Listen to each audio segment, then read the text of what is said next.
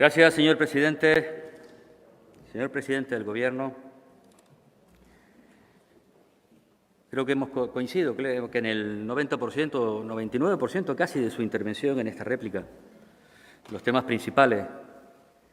Obviamente sí, vamos a seguir manteniendo. Yo no voy a entrar ahora ya en un gran debate sobre el tema del Sáhara. Creo que nuestra posición quedó claramente planteada. Usted ha defendido la suya. Solamente un único matiz. Somos conscientes, como decía antes, lo que aquí se está cuestionando no es la necesidad de restablecer relaciones. Lo que se está cuestionando no es sobre la base de que cualquier acuerdo que se haga tendrá que ser con el consenso de las distintas partes. Lo que se está cuestionando es que España ya tomó parte. Eso es lo que nosotros cuestionamos. Pero no voy a extenderme porque, evidentemente, creo que ya quedó claro en mi primera intervención y porque creo que además hay grandes retos a los que también hice alusión en mi primera intervención, preocupándome claramente por los canarios y por las Canarias. Porque preocuparse por los principales problemas de esta tierra, fundamentalmente, que tienen rostro de mujer, hablar de la sanidad, de la necesidad de la educación, del empleo, yo creo que es un claro ejemplo de esa preocupación de nuestra organización. Por cierto, sí que nombré a referentes mujeres en mi intervención, entre otras Andrea Abreu o Sara Socas, ambas en mi intervención. Ojalá hubieran sido muchas más, probablemente. Al menos tuve la oportunidad de nombrar referentes de esta tierra. No voy a entrar en si tenía que haber nombrado 3 mujeres más o 2 hombres menos, no voy a entrar en eso. Ojalá cada vez más mujeres sean protagonistas del futuro de esta tierra, porque creo que como pocos, son los que de verdad durante muchísimo tiempo, en las circunstancias más terribles, y se lo dice alguien que además viene del sureste, en donde cuando finalmente ellos y ellas iban a los tomateros, cuando se acababa la jornada, él se iba al bar y ella volvía a la casa, a atender a la familia, a atender a sus hijos y a preparar lo del día siguiente para al final volver a acompañar a su marido. Soy consciente del papel que han jugado.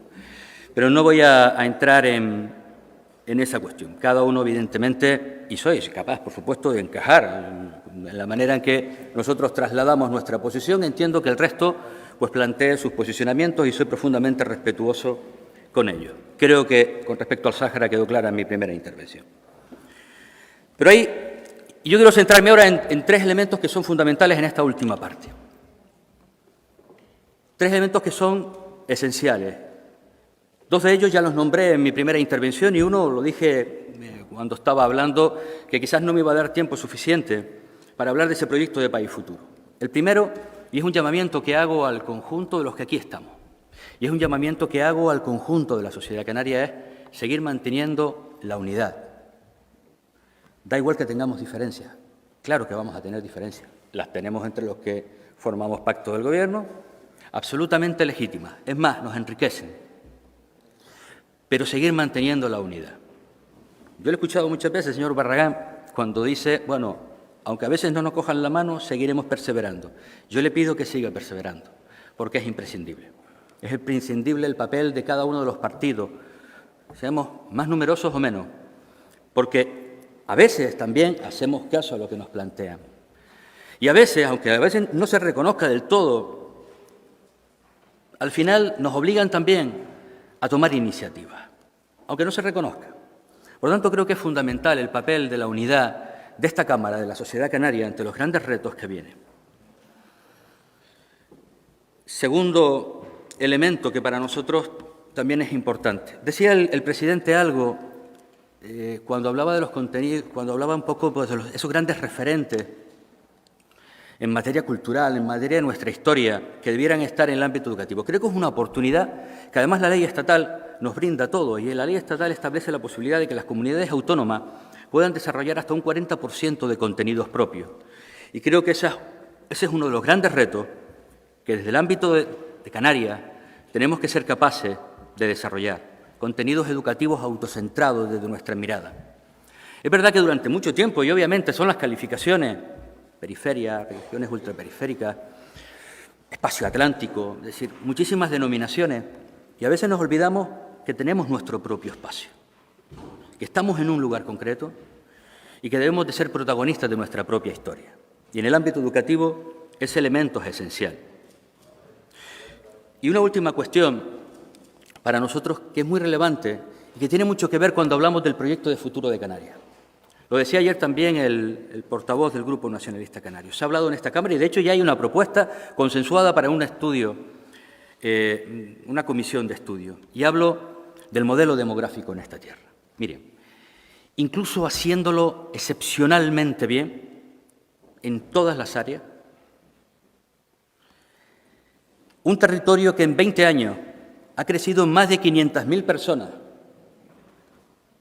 y intentamos compararnos con otro territorio, por ejemplo, como el País Vasco, infinitamente con mejores parámetros en todos los ámbitos, en esos mismos 20 años solo creció en 100.000 personas, nos da también la dimensión de lo difícil que va a ser corregir muchos de nuestros indicadores, casi imposible, si por muchos empleos que generemos, por mucho esfuerzo para combatir la pobreza, por mucha inversión que hagamos en el ámbito educativo, en el ámbito sanitario, seguimos incorporando una cantidad importante de población que demandan todos esos servicios.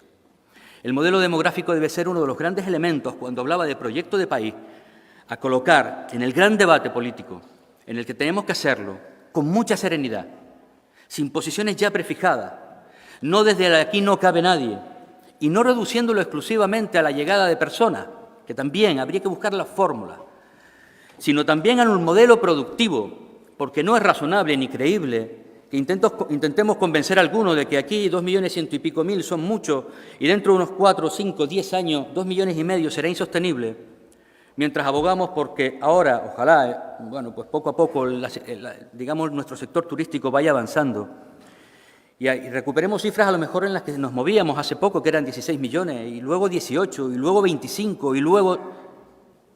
No sería coherente. Por tanto, el modelo demográfico debe estar trabajado desde todos esos múltiples aspectos. Y un último, y es donde ya sí quiero cerrar. Mire, nosotros tenemos, dentro de unos días, vamos a celebrar el 5º Congreso Nacional de Nueva Canarias. Ahí vamos a reafirmar nuestras posiciones, nuestros principios, nuestros equipos. Muchas de las cuestiones que hemos abordado aquí se trasladarán allí. Otros acaban de celebrar sus congresos a nivel nacional canario, están en el espacio insular, en el espacio local. Yo le digo algunas de las grandes claves que nosotros vamos a abordar en ese congreso. Algunas las hemos planteado ya, están obviamente en nuestro discurso.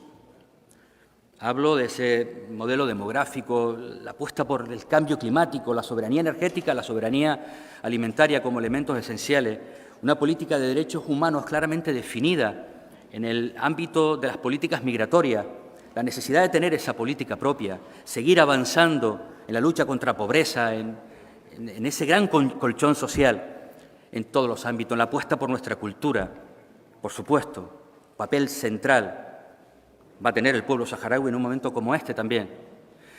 Pero yo les pediría que, con independencia de las posiciones en cada uno de estos ámbitos, incluso algunas no compartiéndola, hay un elemento que nosotros vamos a abordar con especial fuerza en ese Congreso Nacional que vamos a celebrar en breve.